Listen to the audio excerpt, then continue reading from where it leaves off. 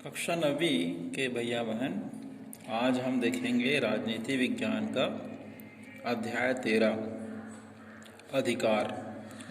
पिछले अध्यायों में हमने पढ़ा कि लोकतंत्र क्या है और इसका दुनिया के अलग अलग देशों में कैसे विस्तार हुआ। अधिकारों की अवधारणा भी कुछ शताब्दियों से उभर रही है और लोकतंत्र में बदलाव ला रही हैं। ठीक है, इस अध्याय में हम वास्तविक जीवन में कुछ ऐतिहासिक घटनाओं से बात प्रारंभ करते हैं जिनसे यह पता लगा सकते हैं कि अधिकारों के बिना लोगों का जीवन कितना कठिन होता है। हम ये समझने की कोशिश करेंगे कि अधिकारों का क्या आशय है, हमें इनकी आवश्यकता क्यों है और लोकतंत्र का विस्तार करने में अधिकार क्या भूमिका निभा सकता है। ठीक है, अधिकारों के बिना जीवन दास व्यापार। ठीक है, कहने का तात्पर्य यह है कि अगर हमारे पास कुछ अधिकार नहीं होंगे तो हम दास व्यापार की तरह रह जाएंगे, अर्थात हमारा जीवन नौकरों जैसा व्यतीत होगा। दास व्यापार के बारे में इसमें हम पढ़ेंगे। ठीक है, यहाँ आपको कोई चित्र दिख रहा है।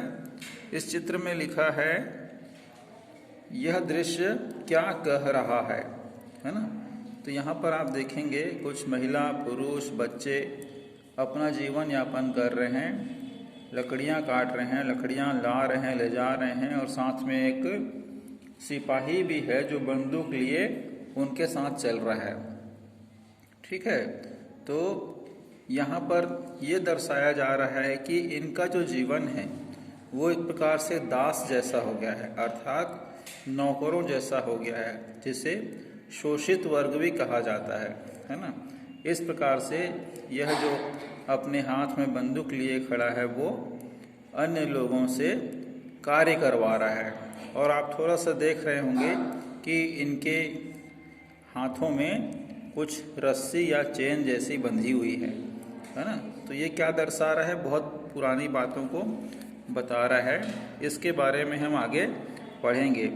हमने इतिहास के अध्यायों में सन 1789 में हुई फ्रांसीसी क्रांति के बारे में पढ़ा है।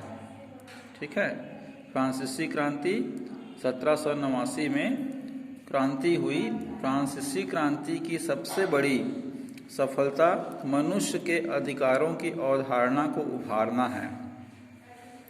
इस फ्रांसीसी क्रांति के समय फ्रांस तथा यूरोप के अन्य देशों में अफ्रीकी और एशियाई देशों के लोगों को दास बनाकर काम कराने की प्रथा प्रचलित थी। कहाँ? अफ्रीकी और एशियाई देशों में। ठीक है, आगे देखेंगे दास व्यापार 17वीं सदी में एशियाई और अफ्रीकी देशों में जोरों से चल रहा था। ठीक है, 17वीं सदी में एशियाई देश और अफ्रीकी देश में दास प्रथा या दास व्यापार जोरों से चल रहा था। इसमें प्रमुख रूप से स्पेन, पुर्तगाल, इंग्लैंड, फ्रांस आदि शामिल थे। उदाहरण के लिए फ्रांसीसी सौदागर बोर्दे या नान्ते बंदरगाह से, फ्रांसीसी सौदागर मतलब फ्रांस के व्यापारी बोर्दे और नान्ते नामक बंदरगाह से अफ्रीकी तट पर जहाज ले जा रहे थे, जहां वे स्थानीय सरदारों से दास खरीदते थे। सरदारों से मतलब आज के समय में अगर उनको कहा जाए तो ठेकेदार। ठीक है, जो अपने साथ कुछ मजदूरों को रखते थे, उसे मजदूर या दास भी कह सकते हैं। दासों को दाग कर एवं हथकड़ियों में डालकर अटलांटिक महासागर के पार कैरिबियाई देशों तक 3 महीने लंबी समुद्री यात्रा हेतु जहाज में ठूंस दिया जाता था।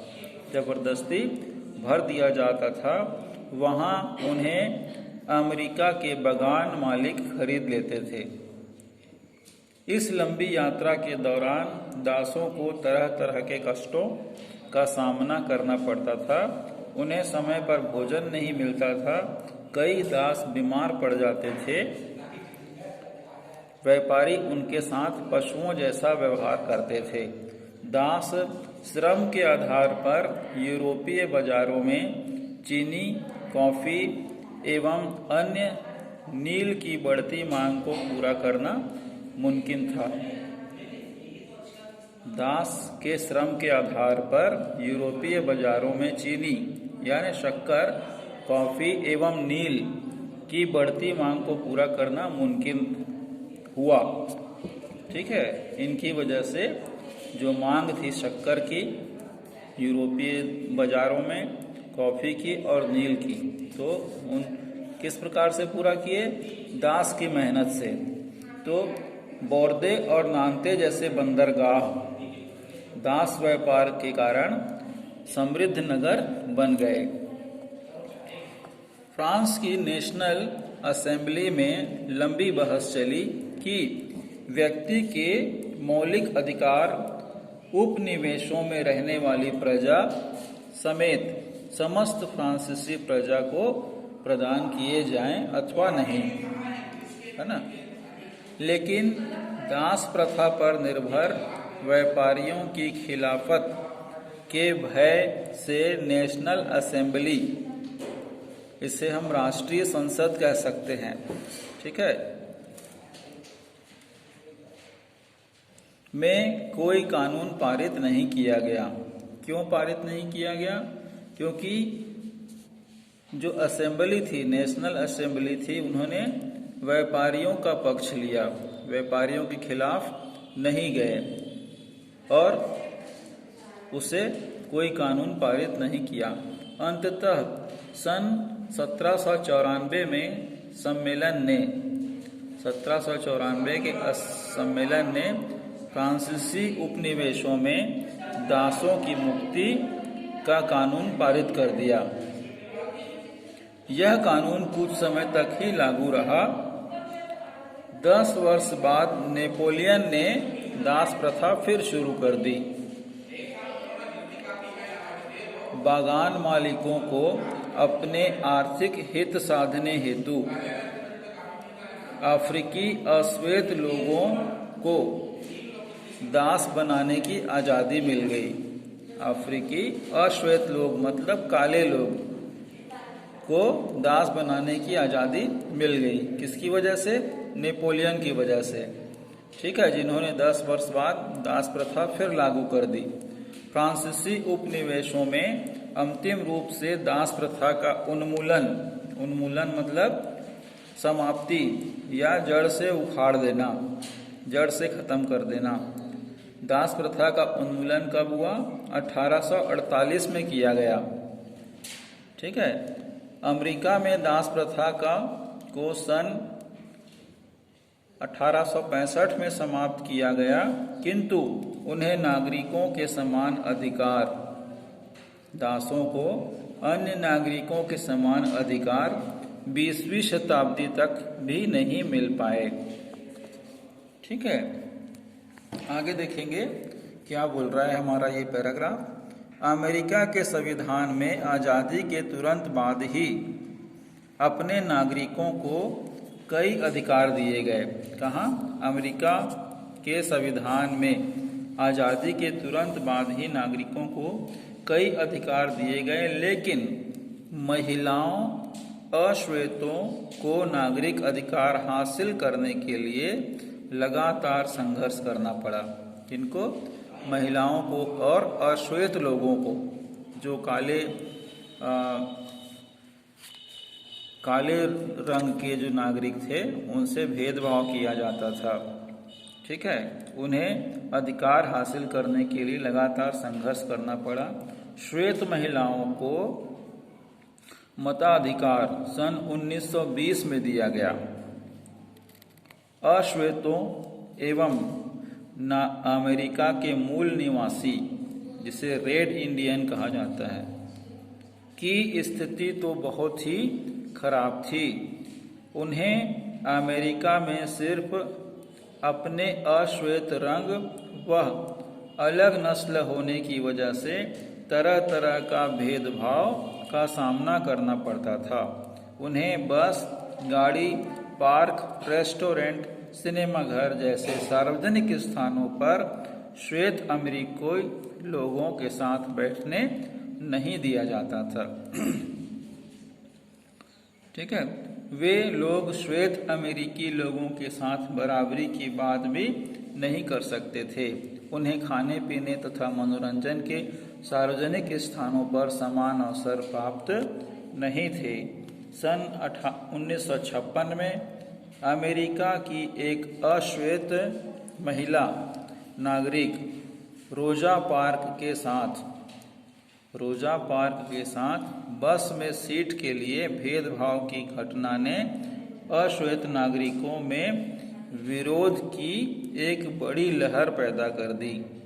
अमेरिकी अश्वेत ने मार्टिन लूथर किंग जूनियर के नेतृत्व में अपने अधिकारों के लिए एक व्यापक आंदोलन प्रारंभ किया, जिसे नागरिक अधिकार आंदोलन के रूप में याद किया जाता है। ठीक है, तो ऐसे भेदभाव होते थे अमेरिका में, फ्रांस में, और उन्हें एक अलग तरीके से उनके साथ व्यवहार किया जाता था। आंदोलन के तहत अश्वेत लोगों ने अमेरिका के विभिन्न स्थानों पर धरने दिए, लगातार प्रदर्शन किए। उनके प्रदर्शनों तथा दबाव की वजह से सन 1964 में अमेरिकी सरकार को अपने सभी नागरिकों को वयस्क मताधिकार प्रदान करना पड़ा। ठीक है, आंदोलन और धरने की वजह से अमेरिकी सरकार दबाव में आई और 1964 में सभी नागरिकों को वयस्क मताधिकार देना पड़ा। इस आंदोलन का नेतृत्व मार्टिन लूथर किंग जूनियर ने किया, जो कि अपने समय के एक समाज सुधारक तथा मानवाधिकार कार्यकर्ता थे। मार्टिन लूथर किंग जूनियर ने इस बात पर जोर दिया कि हमें लंबी पदयात्रा तथा प्रदर्शन की सीधी कार्यवाहियों से अश्वेत लोगों के लिए सामान्य अधिकार हासिल करने के प्रयास करने होंगे। उन्होंने 28 अगस्त सन 1963 को वाशिंगटन डीसी में लिंकन स्मारक के नीचे, ठीक है, एक स्मारक है, एक मूर्ति बनी हुई है, लिंकन स्मारक के नीचे लगभग 2,50,000 लोगों की भीड़ के सामने एक बहुत बड़ी शक्तिशाली एवं भावनात्मक भाषण दिया।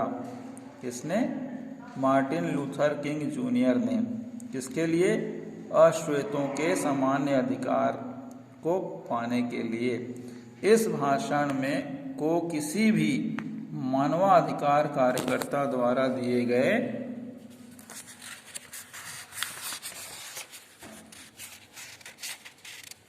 दिए जाने वाले सबसे प्रभावशील भाषणों में से एक माना जाता है। ठीक है, इस भाषण में क्या कहा आप देख सकते हैं इस चित्र में। ये जो व्यक्ति हैं वो है मार्टिन लूथर किंग जूनियर। भाषण देते हुए उन्होंने क्या कहा? मैं आपके साथ इस अभियान में शामिल होते हुए गर्व और खुशी महसूस कर रहा हूँ, जिसे इतिहास में एक महान ऐतिहासिक अभियान के रूप में याद किया जाएगा। लगभग 100 वर्ष पहले एक अमेरिकी, जिसकी परछाई में हम खड़े हैं, किसको बोल रहे हैं? लिंकन को। ठीक है, ने अश्वेतों की मुक्ति के लिए घोषणा पत्र पर हस्ताक्षर किए थे। इस आदेश से लाखों अश्वेत नागरिकों को आशा की किरण दिखाई कि हम भी सुखद और सम्मान पूर्वक जीवन जी पाएंगे। यह महान आदेश हम अश्वेतों के लिए एक लंबी और अंधेरी रात के बाद चमचमाती सुबह के समान था। हमें लगा कि हम न्याय की लपटों में झुलसने के बाद अन्याय की लपटों में झुलसने के बाद न्याय की ठंडक और चांदनी को हासिल करेंगे। लेकिन उस महान आदेश के 100 वर्ष बीत जाने के बाद भी अश्वेत आज भी स्वतंत्र नहीं हैं। 100 वर्ष बाद भी अश्वेतों का जीवन तरह तरह के प्रतिबंधों के घावों की वजह से निःशक्त है। हम आज भी अलगाव का जीवन जीने के लिए अभिशप्त हैं। मतलब हमें क्या अभिशाप मिला हुआ है। हमारा जीवन अभी भी भेदभावों की जंजीरों से जकड़ा हुआ है। 100 वर्ष बाद भी अश्वेतों का जीवन भौतिक समृद्धि के विशाल सागर के मध्य गरीबी के एक बर्फीले द्वीप की तरह अकेला खड़ा है। 100 वर्ष बाद भी अश्वेत अमेरिकी समाज में एक अंधेरे कोने में दबे हुए हैं और हम अपने आप को अपने ही देश में निर्वासितों की तरह महसूस करते हैं, अर्थात देश निकाला की तरह महसूस करते हैं। मानो ऐसा लगता है कि हम इस देश के हैं ही नहीं। इसलिए हम आज यहाँ अपनी शर्मनाक स्थितियों को नाटकीय कितना पैसा थे इसका? 1 लाख कितना पैसा? 150। इसलिए हम यहाँ अपनी शर्मनाक स्थितियों को नाटकीय अभिनय द्वारा अपने सबके सामने पेश करने के लिए इकट्ठे हुए हैं। मेरा एक स्वप्न है। मार्टिन लूथर किंग जूनियर कहते हैं कि मेरा एक स्वप्न है, ये एक ऐसा स्वप्न जो कि स्वतंत्र, समृद्ध और प्रगतिशील अमेरिका के स्वप्न से जुड़ा हुआ है। मेरा यह स्वप्न है कि एक दिन यह देश अपने स्वार्थों से ऊपर उठेगा और अमेरिकी होने का वास्तविक अर्थ समझेगा। हम इस सत्य को जो स्वयं सिद्ध है पूरी मजबूती के साथ स्वीकार करते हैं कि सभी लोगों को बराबरी से बनाया गया है और सभी लोग बराबर हैं। आगे कहते हैं लिंकन जूनियर, मेरा यह स्वप्न है कि एक दिन जॉर्जिया की लाल पहाड़ियों से पूर्व दासों के पुत्र एवं अश्वेत भाइयों के साथ भाईचारे के साथ मेज पर बैठेंगे। मेरा यह स्वप्न है कि पसीने तथा गर्मी से भरा हुआ मिसिसिपी राज्य एक दिन स्वतंत्रता तथा न्याय के सागर के रूप में परिवर्तित होगा। मेरा यह स्वप्न है कि एक दिन ऐसा भी आएगा जिस दिन मेरे 4 छोटे बच्चों को उनके रंग या चमड़ी से नहीं बल्कि उनके चरित्र से पहचाना जाएगा। यह मेरा स्वप्न है कि एक दिन अलबामा के छोटे छोटे अश्वेत लड़के लड़कियों अपने जैसे श्वेत बच्चों से, भाइयों से और बहनों की तरह हाथ मिलाएंगे और मिलकर साथ खेलेंगे। यह ऐसा दिन होगा जिस दिन ईश्वर के सभी बच्चे आज़ादी के गीतों को नए अर्थों के साथ गाएंगे। इस प्रकार से मार्टिन लूथर ने अपने भाषण में बताया कि हम सभी अश्वेतों के साथ 100 वर्ष बाद भी इस तरह का व्यवहार किया जाता है, हमारे साथ भेदभाव किया जाता है और श्वेतों को विशेष स्थान दिया जाता है। यहाँ पर श्वेत मतलब हो जाता है गोरे रंग के लोग और अश्वेत मतलब हो जाता है काले रंग के लोग। तो अमेरिका में गोरे और कालों के बीच विशेष भेदभाव किया जाता था। गोरों को नीच दृष्टि से देखते थे, काले वर्ण के लोगों को नीच दृष्टि से देखते थे। क्या श्वेत लोग क्या समझते थे कि अश्वेत हमारे पैरों की जूती है या जूता है, इसलिए उसके साथ बहुत ही गलत और दास जैसा व्यवहार करते थे। ठीक है, तो यहाँ तक आप लोग को कुछ समझ में आ रहा होगा। ये सब क्यों हो रहा था? क्योंकि उनके पास किसी प्रकार के अधिकार नहीं थे और अपने अधिकारों के प्रति वे सजग नहीं थे। उनका जीवन किस प्रकार से बीत रहा था? मानो जैसे उन्होंने कोई बहुत बड़ा अपराध कर दिया हो, है ना। तो उसका जीवन नरक जैसा हो रहा था। इसलिए बहुत सारी क्रांतियां हुई, आंदोलन हुए और कुछ धरने भी हुए, जिसमें मार्टिन लूथर किंग जूनियर लगभग 2.5 लाख लोगों के बीच उनका ये भाषण हुआ। ठीक है, 2.5 लाख, ठीक ही बोल रहा हूँ ना। देखते हैं पीछे पेज में कितने लोगों की संख्या बता रहे थे। 2,50,000, है ना। मतलब लगभग 2.5 लाख लोगों के बीच उन्होंने अपना भाषण दिया। ठीक है, तो आज के लिए इतना ही। अगला हम आपको पढ़ाएंगे, लेकिन आपको हमने बताया था कि आप भूगोल का 4 पेज पढ़ेंगे, 79, 78, 80, 81, शायद यही है ना। देखिएगा, मैंने आपको पिछले वीडियो में बताया था, वो 4 पेज आपको पढ़ने हैं। आपको अगले दिन और कुछ जानकारियाँ दी जाएंगी, अगला पेज आपको पढ़ के बताया जाएगा। आप भी पुस्तक पढ़ते रहिए, समझते रहिए। तब तक के लिए बहुत आपका धन्यवाद।